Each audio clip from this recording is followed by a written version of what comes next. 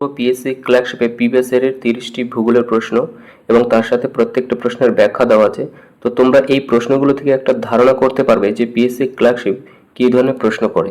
তো প্রথমে দেখব 2007 সালে আসা ভূগোলের প্রশ্ন। সাতপুরা হলো একটি কী ধরনের পর্বত? সঠিক উত্তর অপশন নাম্বার এ, এটি একটি স্তূপ পর্বত। তার সাথে বাকিগুলো দেখব। সাতপুরা একটি স্তূপ পর্বত, হিমালয় একটি ভঙ্গিল পর্বত, আরাবল্লী একটি ক্ষয়জাত পর্বত। গুজরাটের প্রধান বন্দর কোনটি? তো সঠিক উত্তর অপশন নাম্বার ডি, কান্ডালা। এর সাথে ইম্পর্টেন্ট নোটটাও দেখব যে কান্ডালা বন্দর বা দীনদয়াল বন্দর এটি একটি স্বাভাবিক পোতাশ্রয়যুক্ত বন্দর, এটি একটি শুল্কমুক্ত বন্দর, একে টাইডাল পোর্টও বলা হয়। ভারতের সর্বোচ্চ শৃঙ্গের নাম কি? তো সঠিক উত্তর অপশন নাম্বার সি, কেটু বা গডউইন অস্টিন। তো ভারতের সর্বোচ্চ শৃঙ্গ গডউইন অস্টিন বা কেটু, যার উচ্চতা 8611 মিটার, যা পৃথিবীর দ্বিতীয় উচ্চতম শৃঙ্গ। কাঞ্চনজঙ্ঘা হল দ্বিতীয় উচ্চতম ও পৃথিবীর তৃতীয় উচ্চতম পর্বত শৃঙ্গ। তার সাথে তোমরা জেনে রাখো গডউইন অস্টিন বা কেটু এটি বিতর্কিত সর্বোচ্চ শৃঙ্গ ভারতের, কারণ এটা পাকিস্তান অকুপাইড কাশ্মীরের মধ্যে পড়ে যায়। কিছু কিছু বইতে তোমরা কাঞ্চনজঙ্ঘাকেও দেখতে পারবে, কিন্তু একসাথে যদি দুটো অপশনে দিয়ে দেয় কাঞ্চনজঙ্ঘা এবং কেটু, তার সাথে তোমরা উত্তরটা কিন্তু কেটুকেই করবে। কারণ যেমন পিএসসি ক্লার্কশিপ কিন্তু আগের বারের উত্তর কেটুতেই নিয়েছিল, কিন্তু কিছু কিছু বইতে তোমরা কাঞ্চনজঙ্ঘাও পাবে। ওকে, তো সঠিক উত্তর কেটু। শিবসমুদ্রম জলপ্রপাত অবস্থিত কোন নদীতে? তো সঠিক উত্তর অপশন নাম্বার এ, কাবেরী। ভারতের চা উৎপাদনে কোন রাজ্যে প্রথম? তো সঠিক উত্তর হয়ে যাবে অপশন নাম্বার বি, আসাম। ভারতের 50% চা আসে আসাম থেকে। ওকে, ভদ্রবতীর লৌহ ইস্পাত কেন্দ্রের আকরিক লোহা আসে কোথা থেকে?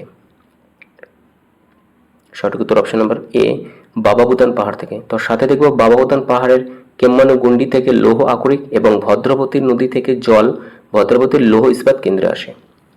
আধুনিক শিল্পদানব বলা হয় কোন শিল্পকে? তো সঠিক উত্তর অপশন নাম্বার সি, পেট্রো রাসায়নিক শিল্পকে।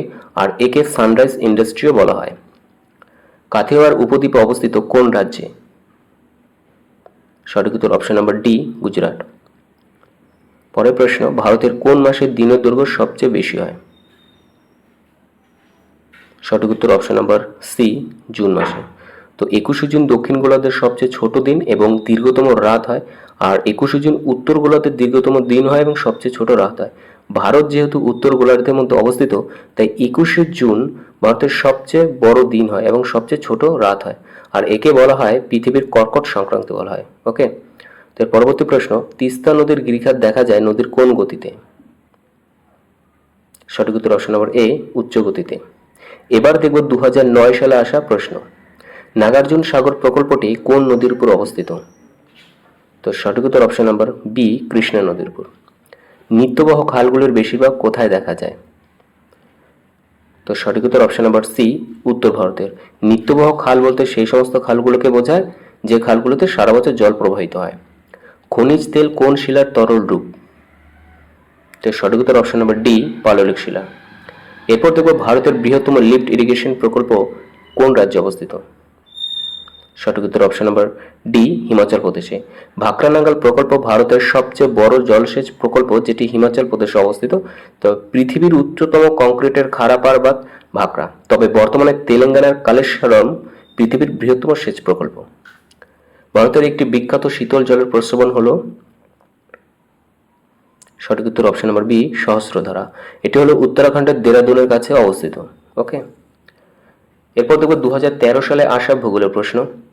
কুইনলুন ও হিমালয় পর্বতের মাঝে অবস্থিত মালভূমিটির নাম কি? তো সঠিক উত্তর অপশন নম্বর এ, তিব্বতীয় মালভূমি। ম্যানগ্রোভ অরণ্য পশ্চিমবঙ্গের কোন দিকে অবস্থিত? আশা করি এটি সকলেই জানা, সুন্দরবনে, যেটি পশ্চিমবঙ্গের দক্ষিণ দিকে অবস্থিত বা দক্ষিণ অংশে। তুলো চাষের জন্য কোন মৃত্তিকা উপযুক্ত? সঠিক উত্তর অপশন নম্বর বি, কৃষ্ণ মৃত্তিকা বা রেগুর। ভারতের কোন রাজ্যে সবচেয়ে কম লোক বসবাস করে?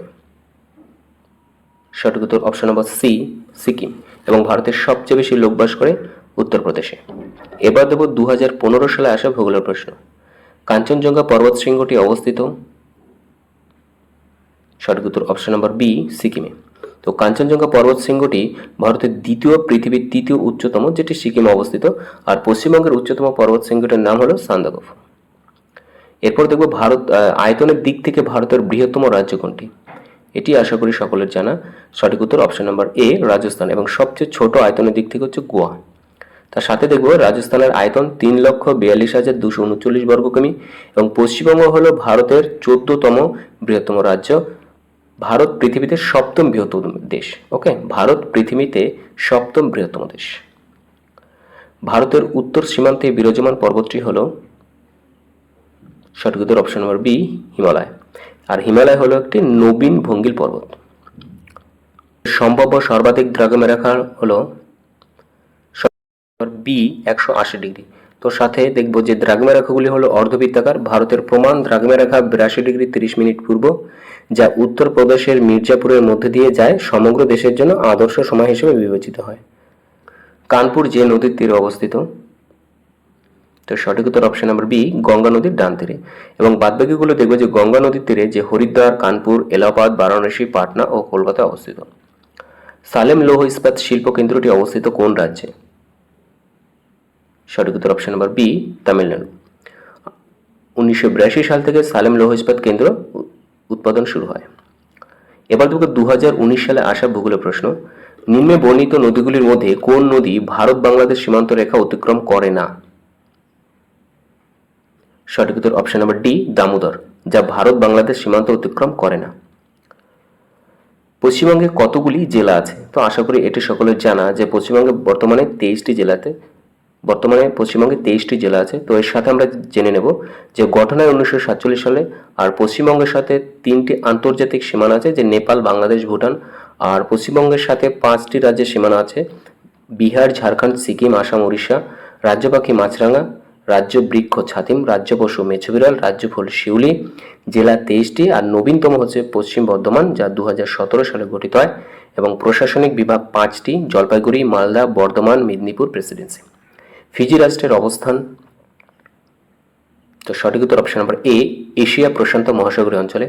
এবং সর্বশেষ প্রশ্ন হচ্ছে নিম্নলিখিতগুলির মধ্যে কোনটি ইউনিয়ন টেরিটরি নয়? আশা করি এটিও সকলের জানা। তো সঠিক উত্তর অপশন নাম্বার ডি হয়ে যাবে ত্রিপুরা।